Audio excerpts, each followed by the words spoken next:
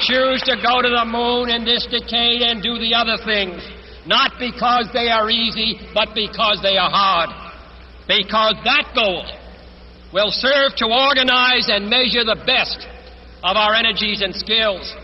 Because that challenge is one that we're willing to accept, one we are unwilling to postpone, and one we intend to win.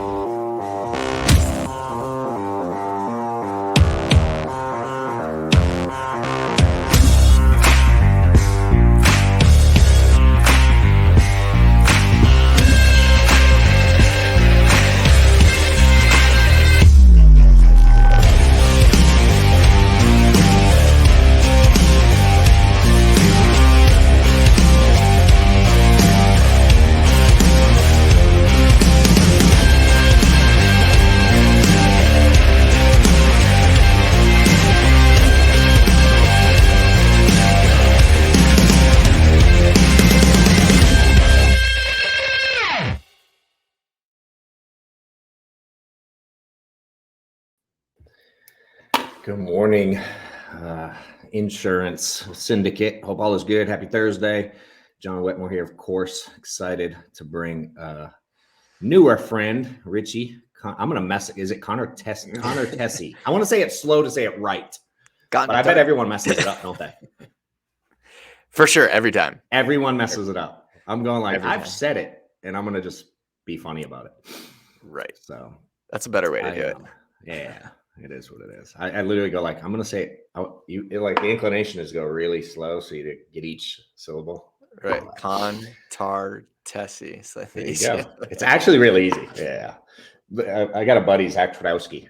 It's a crazy last name. And everybody's like, how do you say it? What is it? See? It's right. Twardowski. But when you see it, it's like TWA. It's Twardowski. It's just Twardowski. It's really easy. But people overcomplicate it. So right. And I name my kids, and this is definitely not on topic, but it's what I do every week, so who cares? I like my oldest daughter's name Shaylee, and everyone messes it up her entire life for her entire life. Shaylee, yeah. Shailey. And everyone forever, still to this day, she's 28. She still is like, thanks for my name, Dad, every time we're together. And yeah, so I'm funny, but I usually ask people. Though. Yeah, that's pretty cool. I stole it from a movie. It was a movie I liked when I was a kid. And there was this chick on there that I liked. And I'm like, her name was Shaylee. I'm like, I'm stealing that. Yeah, it was actually Shaylee. Right. It was first name, middle name, and I combined them. It's pretty. Yeah. So anyway, dude, well, I appreciate you coming on, man. For those that don't know you, quick little intro. I'll let you give a better intro because it's not my forte. But Richie runs a really cool training. I like your accountability side of it, as I started looking into it, company that helps a lot of businesses in sales and all kinds of stuff. He actually gets asked to speak all across the country. I've spoken to hundreds and hundreds and hundreds of different businesses on how to hold accountable sales teams, get them doing more, tracking numbers. I like the analytical side because that's me. Yeah, I've watched a ton of your content. Oh, cool. Great speaker. Thanks, I'm like, yeah, so I figured I'd have you on. You got you're a system guy, that you put things in play there. I think you call it Next Play, right? That's the name of your Next Play, yeah. Trademark, Next Play system. So give any more clarity you want to kind of who you are, what you do, and I'd love for you to explain that system because in our world, dude, like I'm an accountability guy too. I speak insurance lingo, you just do business lingo, but the principles, as we were talking, are really similar. I think accountability is a big thing people mess up in this business, especially the ones trying to grow a team and an agency. Right. Sales is sales. Like it doesn't matter if you're an insurance sales rep, if you're a real estate sales rep, finance, if you're in SaaS, like sales is sales, right? And there's some timeless things that work across all types of sales. And so our system is fully fact-based. Like you said, everything's about the numbers. I'm not interested in feelings and fluff. Everything's fact-based. So number one, the first thing we do is we increase your performance by 500%, right? And I'm sure we'll talk about that today, which ultimately for you is going to increase your commissions. That's the name of this game. And then how do we do that consistently, right? And that's where the system comes in place.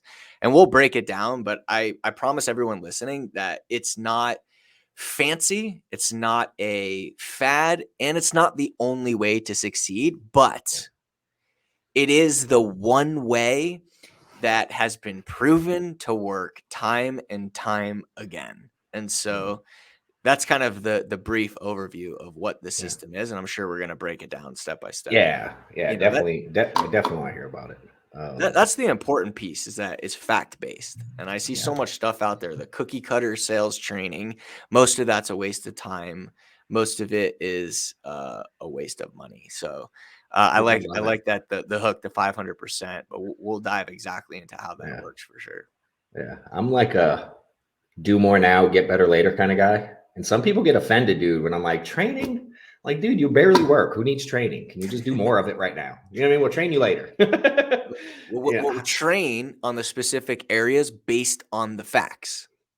Yeah. Have you ever gone through a stage, dude? If you're really direct and fact-based and don't care about feelings, and this is, I'm just curious because I went through it terribly for years. Did you ever go through a stage where like you offended a lot of people or got like they got pissed because you were just so factual about and non-feelings, or did you always deliver it?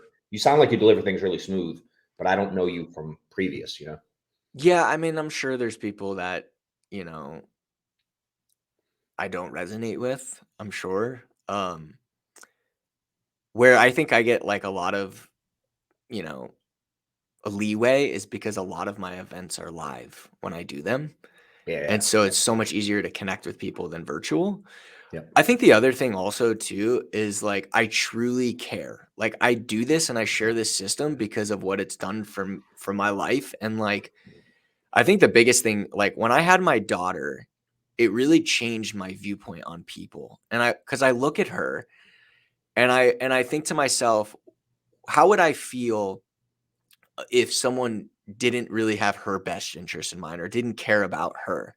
Mm-hmm. And so I've come to the place where I'm like, I truly, in the beginning of my career, like when I was in my early 20s speaking, and I cared, but I didn't care, Yeah. And today, like I really care because I have a system that works, but I also care about people because I don't know, it's just like something that has come with me with time, I guess. I don't know if and I think people can feel that. And so, but do I resonate with everyone? Probably not. Yeah. See, I struggled, dude. Like I used to like get people mad because I was just so direct. And I'm like, oh, I got to pay attention to delivery. I don't have a sales background, dude, at all. Like I don't have a people background. I don't have a sales background. I was just thrown into this world and it's like, oh, I'm going to try it. What, so you said something, and Ryan, I love the 500% hook too. And we're definitely going to dangle it in front of you for a little while before we let them talk about it, just for fun. But you said, you love it because it works. Where did it work? I assume it worked for you personally, right? You said it changed your world. I don't know your full sales background. I'd love to hear more about like your sales experience, what you've done to have success. Yeah, let me just share quick what Next Play is and where it came from, and then we'll break down the system itself and my sales experience. So when I was young, my parents got divorced, and after my parents got divorced, I really struggled with school and ultimately ended up failing in one of my younger grades. And the only thing I had in my life was football, as you could probably see from behind me, right? And I struggled with football too. I had one coach that just completely changed my life. I played receiver and I dropped the ball a lot, which is a problem. Yeah, you need to be able to catch the ball, right? Dude, and you played for Ole Miss. You must have caught something.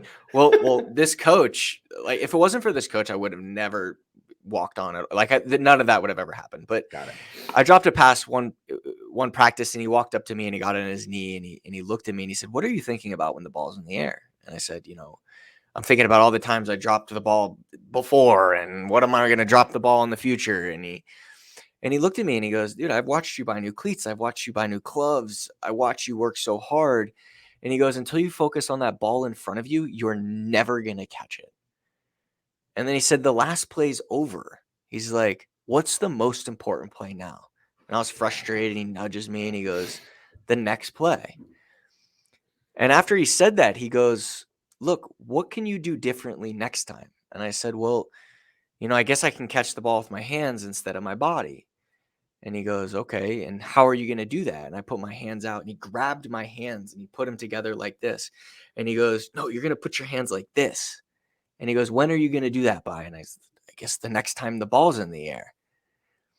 And after we went through that, I stood up and he stood up, and I just immediately felt better. And I was like, holy smokes, like the last play doesn't matter anymore. The last failure didn't matter anymore. And anytime I was in a state of defeat and I was frustrated, I was down, something didn't work out, it was always, what's the most important play? And what's wild about this is even the good players needed it because they would get complacent. He would say, what's the most important next play? And he built this culture. And we started out the season 0-4, and we went on to win the championship that year, all rallying around next play. And really what it does is it plays a trick on your mind. It's a pattern interrupt, and it takes you from frustration to the next focus point, right? What am I going to focus on moving forward? And so many people spend their time focusing on the past failure, or the last call that didn't work out, the last deal that fell through, or the future, or all these other things, distractions that create bad habits like procrastination and blame and all those things. And what this coach did, I had no idea, is he kept me focused on the play in front of me. But here's the key word. And I know you look like you have a question, but here's the key word. Mm-hmm. He put me from all over the place and down into a state of flow. All right. And so a study was done by McKinsey & Co. of 10,000 executives. And they found when you were in a state of flow, and we'll hit on this probably in a second, but you increase your performance by 500%. Wow. And so I was like, well, this works really good in a linear in sports, right? But after my sports career, I got into sales, and I was all excited. I moved from Oxford, Mississippi, all the way to New York, and was so excited, got into sales. And in 3 months, I got fired from my first sales job. 3 months. No way. And what was it? So I brought nothing that I learned in sports, nothing that I learned in my life, and brought it into sales. I thought it was like, I overthought it. I thought sales is way different. Yeah. And so in my next sales job, I was like, I'm bringing this next play, my tool, how I've lived my life. And I ended up winning some awards. I got to $16K a month, but I was really inconsistent. Really inconsistent. Like, what were you selling the first 2 times? The first one that you got fired from, and this one, what were they? So in my first job, I was selling staffing. In the second job, I was selling high ticket coaching. Got it. Cool. So for a big real estate company, you probably know who they are. But so I would make $16K a week, but I'd make $1,000 the next. So what I found is like, and we'll break down, because like the tool is good, but consistency is the name of the game. It's not just hitting a big week or a big month, but it's doing it consistently every single month, right? And so that's kind of where the system came in. So it looks like you had a question. I can finish real quick the story, finish it. So I had an opportunity to purchase a performance program out here in Las Vegas, and so I decided to do that. I had no experience, but I've always been into fitness, and I've always had a passion for it, and performance, like increasing people's performance mentally, physically. So I purchased this facility and program, and I built my first sales team, and all my sales reps had the same problem I had. They were all inconsistent as hell. They'd have good weeks, bad months, good months. And so I did one of the hardest things that I've ever done. And I put my ego aside, and I hired a coach for the first time. And this coach said to me, he goes, he's like, Richie, so what are you focusing on with your sales team? And I said, well, the obvious things that you focus on. Obviously, I'm seeing them every day. I'm keeping them motivated, and I'm focusing on how many memberships they're selling and how much they're collecting, right? Yeah. How much are you selling? How much are you collecting? So for here, that would be like, how many policies are you selling and how much commission are you getting, right? Like the units sold and the result, how much are you making? And he's like, so he looked at me and he goes, Richie, so how do you know where your sales team is falling short? if you're only looking at the result. And I was like, what do you mean? I was like, I'm with them all the time. I'm watching them all the time. I'm paying attention to what they're doing, and I'm listening to their calls, and I'm making adjustments. And he goes, that's fine, but that's all based on feelings and what you're seeing in the moment. Yeah. And he asked me some questions. He goes, so, how many total leads came in? And how many of those have you actually connected with? And let's just use your scenario. So how many calls were made? How many connects did you have? Yeah. And how many meetings booked did you have? And of those meetings, how many? And so he started asking me all the different steps of the pipeline. And I had no idea what those numbers were. I was like, yeah. It's so that's like most agents, bro. so he goes, what are the numbers? And I was like, I don't know. And he goes, like, you got to track those. And I'm like, you want me to ask my sales reps to track these numbers? They're not going to do it. No way. And he's like, do you want your sales reps to be consistent? And I was like, yes. He's like, do you want to be consistent? And I was like, yeah, it's really important. Like, I'm tired of this. I was like so fed up. And so he goes, you got to track it. So I met with my team and I go, look, guys, we're going to keep this simple. All I want to do is every day, I just want to know how many of these specific numbers you went through each day. Yeah. And all of a sudden after that week, I looked at their numbers and it was glaringly obvious where they were falling short, because we tracked each number and the percentages between them. So let's say you had calls made 100, connects made 15, that's 15%, right? Yep. Where that's a little low. Like, we want to be more at 20%. So there were some of my sales reps that were at 20, 25, and I had one that was at 5. But that same sales rep, when he got the meeting book, closed at 70%, and I had others that. So it was glaringly obvious where they were falling short. Yeah. Right. And so I came back the next week, and he's like, I met with my coach, and he goes, well, what were their numbers this week?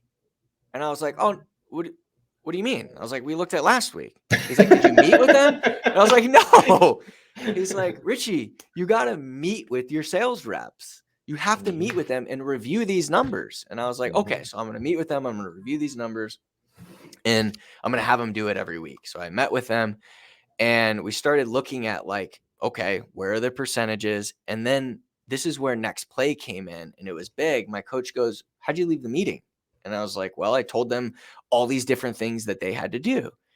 And he's like, you think they're going to be able to focus and do all those different things? And I was like, you're right, probably not. And he's like, we have to choose one thing. So when we look at their numbers, I want you to choose the one thing that they're falling short at the most and help them determine the next play so that they can focus on getting better at that one thing that week. And he goes to me, over the course of a year, they're going to improve by 50x if they do one thing well a week to get better. And you're going to watch their numbers go like this. And I started doing that. Boom, boom, boom, boom. And in 1 year, we grew by 2,600% by just implementing the tracking, the coaching, and the accountability. The last piece, which was the accountability, is I met with them every week to review those numbers, and we worked as a team to come up with that next play. It was that outside perspective that changed the game. And when you do that and you only have one focus, that's when you can get into a state of flow consistently and increase your performance by 500%. That's sick. What were you selling at that point? So we were selling a coaching program. Still coaching. Got it. We're at this point, we were selling fitness package. So, meal plans, workout program, and accountability and coaching to execution of it. Got it. Your own product, not for others. This is our own product. Yeah. I love it, dude. 2,600. You said 2,600. You went up. 2,600%. Yeah. Usually I have slides, so I go through it, but I'm saying this one. Dude, I told you we're just gonna wing it. What? I like it, dude. What kind of revenue change was that? Do you remember? Yeah. So when I first purchased the business, okay, so it's kind of a little bit of a longer story. When I first purchased the business, it was rough, dude. We were bringing in maybe $15K a month. This thing was. Yeah. My partners quit on me, and I guess I could say it here, whatever. They quit for whatever online stuff. I won't say it, but whatever. For something else. They decided to do something. So, I was kind of in a bind. I didn't really know the business that well. We lost a bunch of people and dropped all the way down to like 4K in a month. Wow. And within 11 months, we got over 6 figures but yeah, changing nothing. No sales training, no nothing. Just like boom, dude. And it was like, it was incremental. Like we got to like 15, 19, it was 35, 45, 70. It was like one of those kind of things. And then, but it was purely just on this. And that's what I said. It's fact-based. It's timeless, right? In fitness, it's the same thing, John. It's like in fitness, we were kind of talking about this earlier. Yeah, sure. Yeah. A lot of people are like, oh, I need to go do the next fad and the next thing. It's like this is the one way where you're guaranteed not to fail if you do it. Yeah. Where buying the Shake Wake and the new orange and the Peloton, and all, it's like, the new sales training that came out. It's like all those are great, but it's like, what's the proven way that not the only way, but that's guaranteed for you to succeed if you do it. Yeah. And that's how we look at it. Yeah. It's funny. We had such similar stories in what changed my work. That's the same. I changed nothing but the way I counted my hours. Right. And then I made a new threshold for my minimum. And my forget business. I didn't even get to the business side yet. My personal income tripled in 1 year. I was the same person, same phone script, same in-home, same lead, everything was the same. Just tracking it, how much I did, and committing to it consistently, dude, changed my whole world. That's all. So that's all I teach. And dude, sometimes it frustrates people because they're like, that's it. I'm like, dude, that is it. I can teach you more. I can teach you what to say and fancy stuff, but dude, it's not as impactful as what you're saying.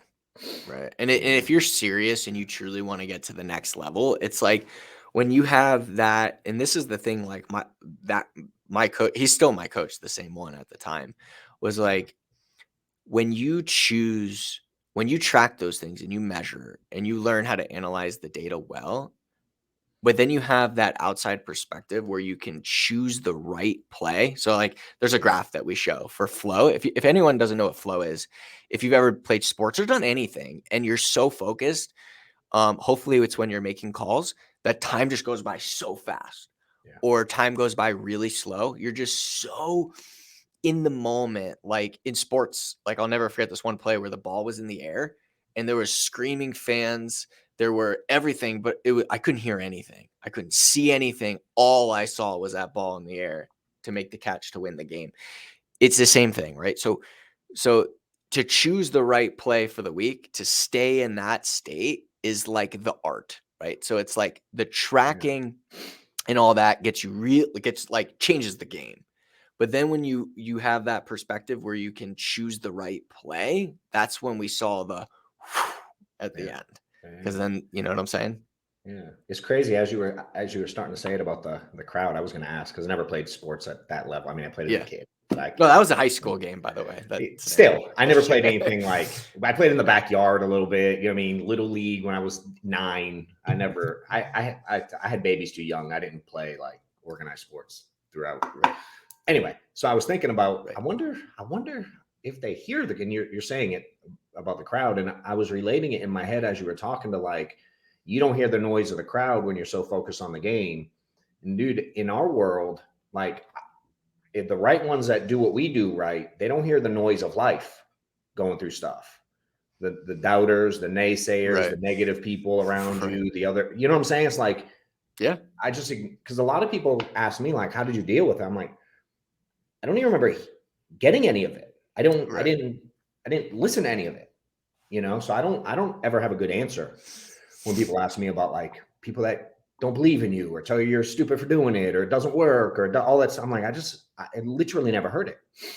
And it feels similar to what you're saying in that. Yeah, because you're always focused on the next play. It doesn't matter. Who cares? What is that like when you're that focused, John, you're always in that state where you're just you're in flow. And that's that's the name of the game, right? I love it, dude. I love it. And FYI, as always, if y'all have any questions, you can definitely put them in here because I'll definitely just put them on the screen and I will ask questions for the rest of the time because it's who I am. But if you guys have some and something you want to know, don't be like scared. Just type them in. I'll put it on the screen, let them answer it real time. So anything you want to know, feel free. Yeah, ask. What do you see as like, so you train, explain like your business model, like where can maybe some people in insurance, because what I see you do a lot for corporations, like companies that sell whatever widgets, they bring you in and go like, help my team. For sure. Yeah. So 100%. So some of our clients, we work with clients like Remax, IBM, Hewlett Packard, NRG Energy, BH Insurance, Premium Finance. It's the same model, right? Like we work with quite a few insurance companies. And so that's how I've always worked, because they would bring me in to speak, and then we would either do one of two things. We would teach their sales leaders our system, which there's 12 plays that we put in place to teach sales leaders how to execute what I just explained, right? And do it the right way. Because again, being able to analyze the data and choose the right play is the hardest part. And that's where like it takes practice, it takes time, it takes role playing. So that's the one way. Or the company would say, can you just do this with our reps for you? So we have a team of coaches and we'll literally just track their data. We have a dashboard. We track all their data for them. We analyze it. We help them create plays. We meet with them for 20 minutes a week and go over that with them, making sure they're on par. Right. But what happened a few times is we have a sales rep now that we work with who's at 1.2 million. He's on track to do 1.9. And so I spoke for his company, but their company ended up not working with us long term. And so he was always on my Instagram. We connected, and he reached out, and not that rep, but a different rep reached out and was like, hey, I'd love to work with you. And I didn't have any way of doing that because our business structure was B2B, like enterprise B2B.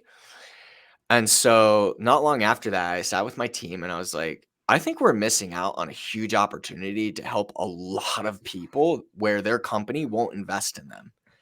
And so, or doesn't have a program like this in place. So not all companies are evil, but they don't have something in place. And so I said, I want to launch this. I want to try this. And so we launched this direct to sales reps, and I was blown away at the number of sales reps that wanted to work with us. Cause I only always knew the enterprise way. So now we work directly with sales reps the same way we would work with a company, but direct with reps that are serious about themselves and want to increase their performance and want to increase their commissions and want to have more time with their family, all that kind of jazz. So some guys like, I'm a spreadsheet nerd by nature, but I can track stuff. I always joke and say, I can use crayons and napkins and track stuff, and it'll still tell me a story when I look at it. You know, to me, you don't even need to know in my opinion, you don't even need to know what you're looking for in your example. If you track stuff and you look at it, to me, it jumps off the screen. Like it's glaringly obvious what's wrong when you start looking. But there's some people do that, it overwhelms. I've learned. They just like, I don't track. It seems overwhelming. So if, I don't know, Joe Camper just jumped on. I get my buddy that is part of running this group. If he decides like, dude, I don't want to do any of that. I just want you to do it he can literally call you and be like, Richie, help me. And one-on-one, your team can help him hold himself 100%. Accountable. And then three things we'll do. Can help his team if he has agents. Right. That's the second phase. Okay, cool. So so the first phase is real simple. We'll meet with you. We're going to do an activity analysis. I need to dive in and know what are the highest payout activities that are going to drive your sales the most, and what are your current conversion rates. Then we'll track those for you. We'll analyze those for you. We'll meet with you once a week and help you make adjustments based on that data. And then we'll hold you accountable to that and coach you to it step by step along the way. And then once we've gotten you to a point where you're able to build a team, then we'll teach you how to do it with your team. Or there's some that they start building their sales team and they're like, can you just do this for me for our sales team? We're like, sure. Either way. Step one is we do it with them, or if they already have a team, then we'll do it for their team. Yeah. So you must have to, I'm guessing, dude, just based on my experience doing this with people, you must have to dive into some of their personal stuff to figure out like what's holding them back from being consistent. Like you got to get into their world a little bit, I'm assuming. For right? sure. Kind of like, Yeah. yeah. That's what we do in the like during that activity. Like I kind of went vague on the activity analysis, but yeah, we've got to know about them. What's held them back? Why is it? I already know what it is most of the time. What's the most consistent reason why people don't stay consistent? What do you see the most? It's fear. So for example, like I'll give you an example. So we worked with a real estate agent, $250,000 real estate agent, and she's not making her calls. Like she wants to drive new business, but she's not making the calls. And so, yeah, so like my coach initially was like, all right, let's put your phone in your backpack, this pick your time block, all the things that you would hear, right? Yeah. And she still couldn't do it. And so I said, hold on a second. It has nothing. This is the script. There's something in the script that's not working for her. That's psychologically, there's something going on probably on the top of the funnel in the script psychologically that's forcing her to not want to do it. And we need to figure out what that is and break it down because something's happening. Yeah. So we break it down with her, we figure it out, we make adjustments, and boom, she's doing it. So it's like there's always every response has a stimulus. So it's hard to do on camera, but John, if I stuck my hand out like that to you, it's really hard, right? It's really hard not to. And in your sales process, there's stimulus and response. So when we hear a sales rep say, the reason that I don't close deals is because they don't have enough money, right? There was a stimulus in the discovery probably that's causing most people to say that to you. Now, is there a percentage of people that don't have it? Sure. But there's something that you're doing that's in the front end that's causing that on the back end, right? And so our fact-based process is all around your metrics, and then we could really quickly figure out what's the stimulus that's causing the response. So it's probably not the lead.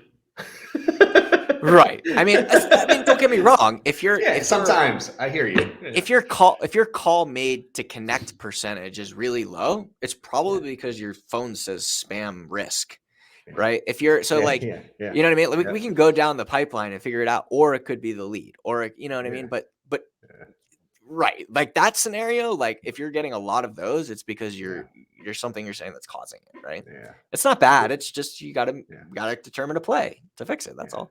Yeah. In our world, we hear that lead vendor sucks. And I'm like, if they were that bad, they wouldn't be in business. That's been always my thing. Even when I was that guy, I would sit back and go, if it was that bad, there's no way they would still be in business. I must be messing something up. You know, thankfully I had a little bit of a decent thought process with it. Welcome, Joe. Hey, Joe, by the way, you always have questions and right before you got on, and I know you ain't worried. Obviously, you can ask anything you want because you always do anyway. But I told everyone before, if they have questions live, hit them up. I was telling him about you and Tony beforehand when we were backstage. So he's like, I think Joe connected with me, and y'all are both people. I'm like, Joe will definitely connect with you. So right. No, I want you to because you ask good ones. I know you can, a-hole. I actually just want you to because you always have good ones. Killing me, bro. Anyway, what do you think is something? I always try to give people something like super I'm like a big walk away from this and put something in place right now that can make people money today.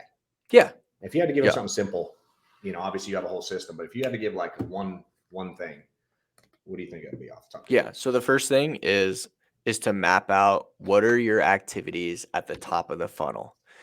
So what are the current activities right now at the top of your funnel that lead to a sale? And typically it's probably going to be literally write them out from left to right.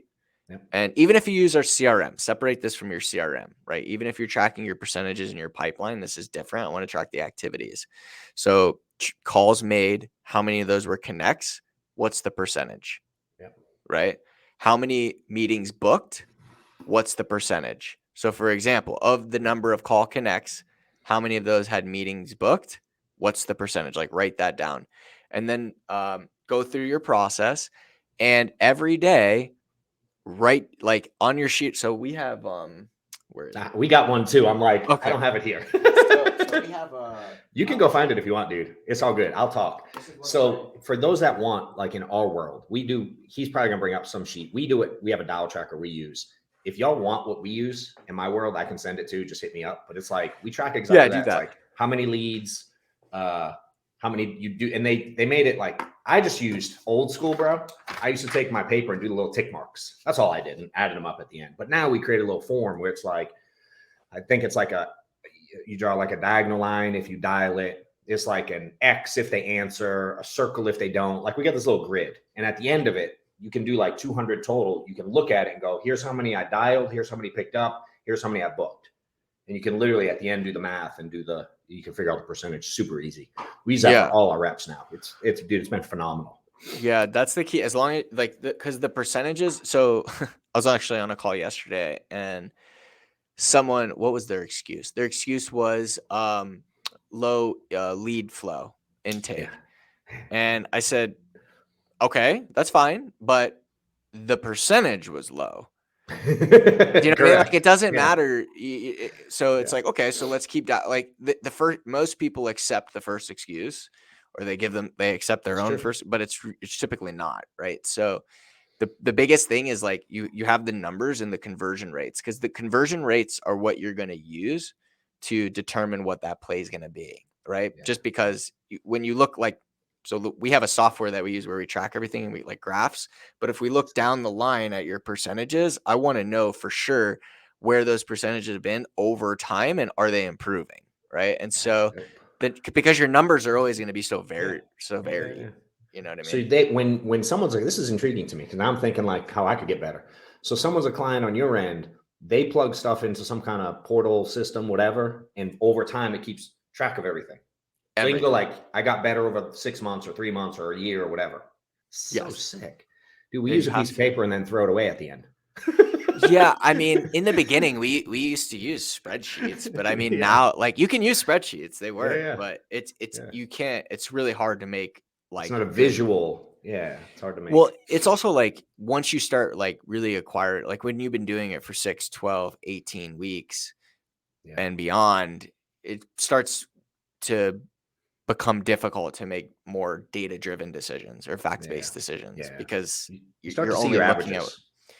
Exactly. Yeah, you can't move it a lot after a while. I've learned. Right. Yeah.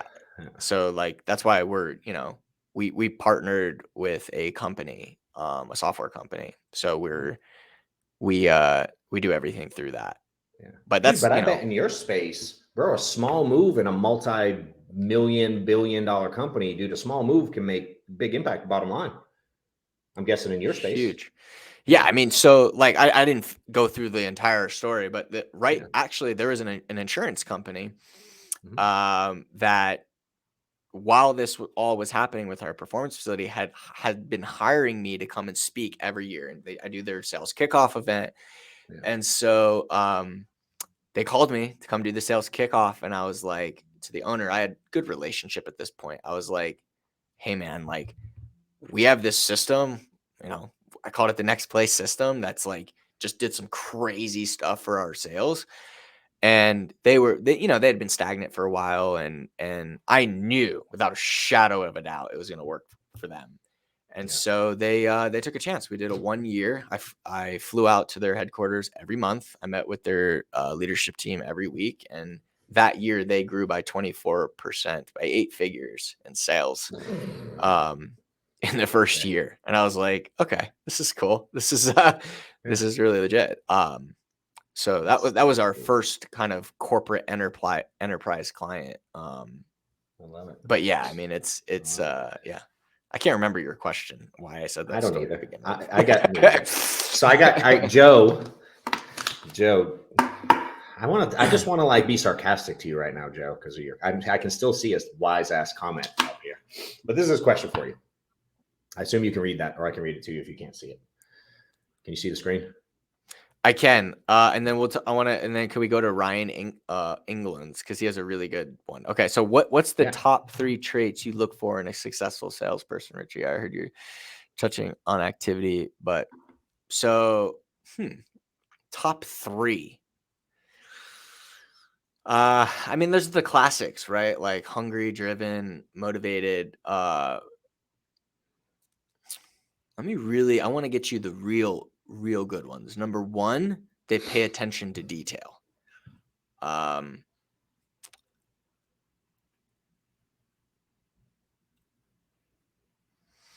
Pay attention to detail is 1. 2 would be they're efficient. They're super efficient. And then number 3 would be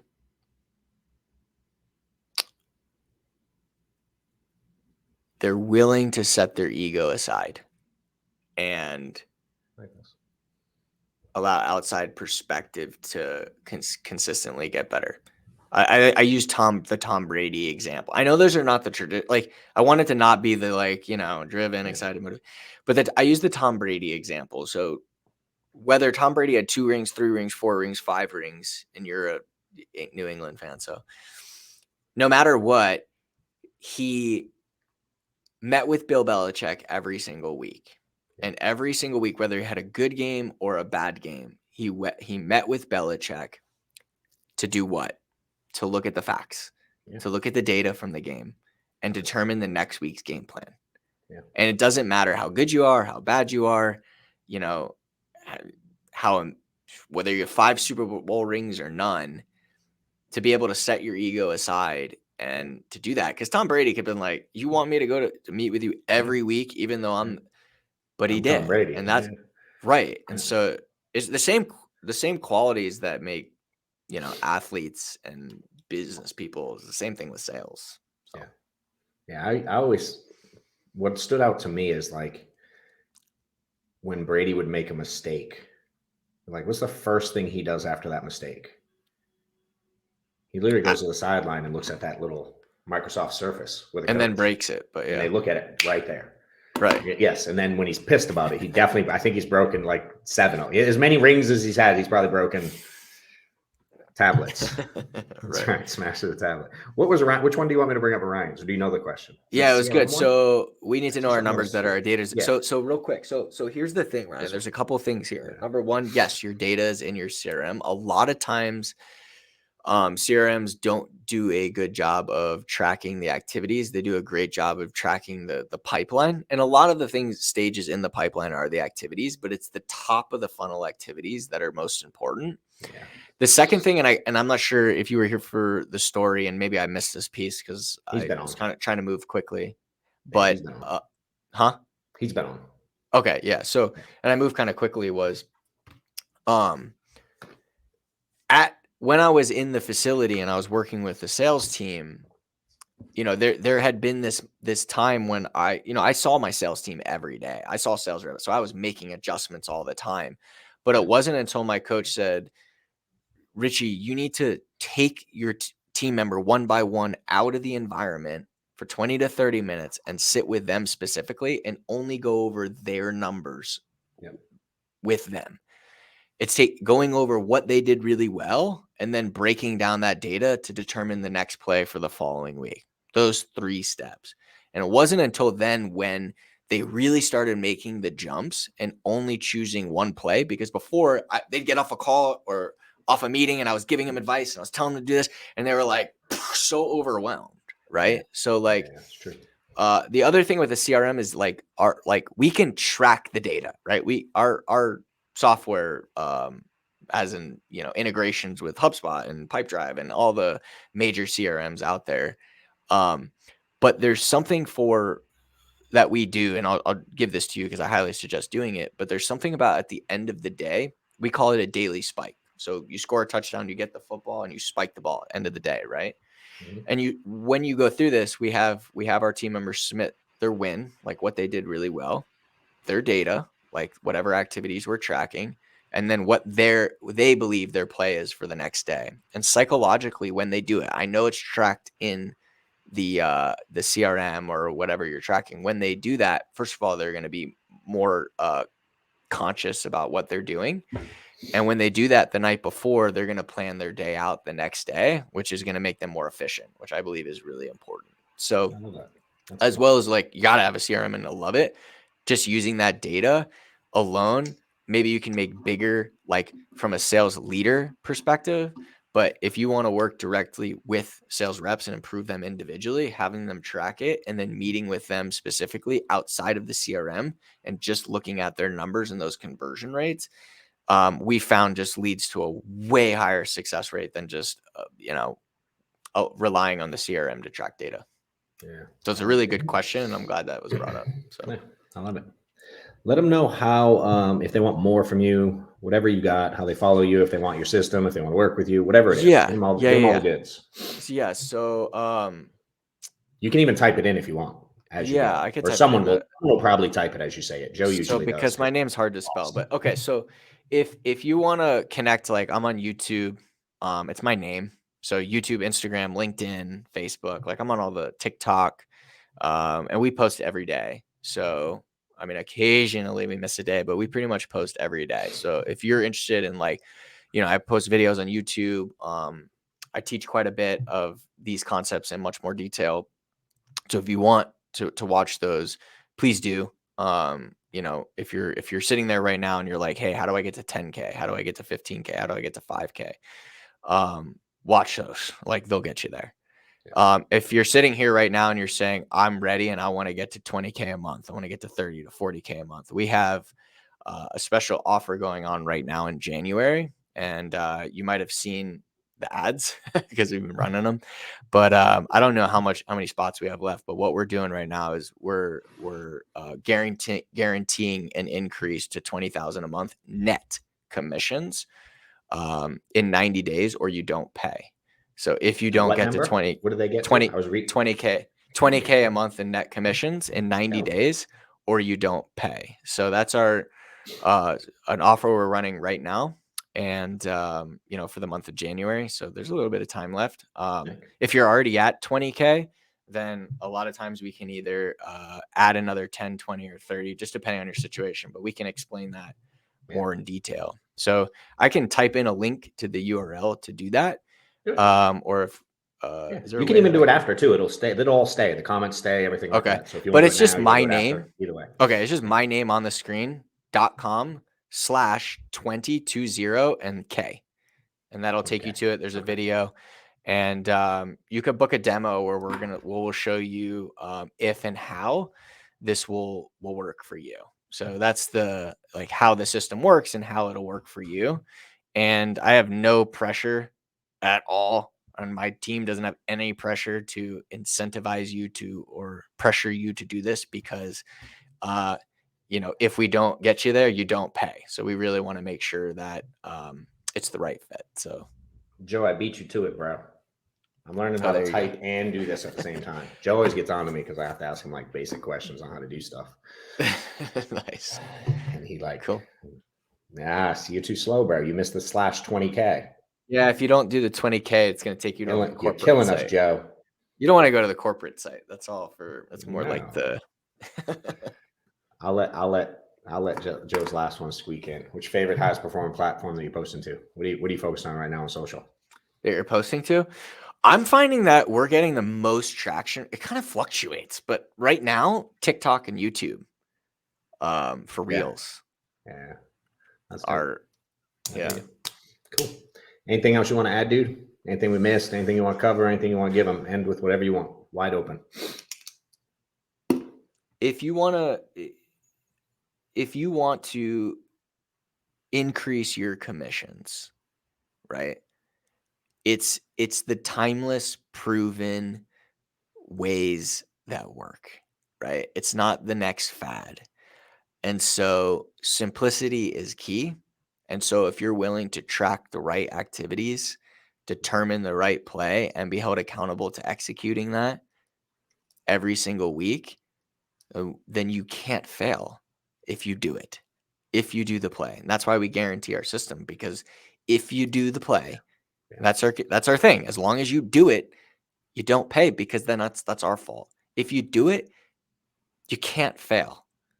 And so I hope everyone on here takes that away and leaves this call not just motivated, oh, cool, but has something in front of them that they can tangibly do today and is excited about moving forward. Because there's no reason that everybody on this listening, as an insurance rep in today's world, can't make a minimum of 20K a month. Minimum. Yeah. Listen, it's those that are trying to build. If you can learn to teach the simplicity of this thing, it gives people such hope that they can do well too. Because a lot of them, from my experience, think it's some fancy something or other, some natural ability, some, and I'll add this piece because it helped me a ton along the years. Again, we're on the same lines as far as tracking. And one of the things I used to do with all the tracking stuff is you have the people who do the high activity and the people who do the low activity. And then you said percentages. One of the things that's helped me the most growing this business is I'd take the top people and then I'd take the bottom people and I would compare their percentages. And then I'd make it relative to the activity and go, if these people actually worked as much as these people, they'd actually make more money. Their percentages, their closing ratios were higher a lot of times. Right. Their, you know what I mean? How many they booked were higher. Their average app per client seen was higher. But this person worked 3 times as much and they felt like they weren't as good. And I'm like, you're actually better. He just outworks you. It's one of the biggest things I've ever done to teach it in my agency over the years. And it gave people that felt like they weren't worthy, like belief that they could move up that ladder. That's why I love facts, man. Yeah. Facts. It's been killer, dude. I love it, man. Awesome. I appreciate your time. We're definitely gonna do a lot more together. I know that for sure. And if we can help with anything at all, let us know. And if anybody wants to hit him up, again, he ain't hard to find. His socials everywhere. Yeah, and always putting out good stuff, man. So, appreciate your time, dude. Yeah, awesome. We'll talk again. All right, adios. Later, guys.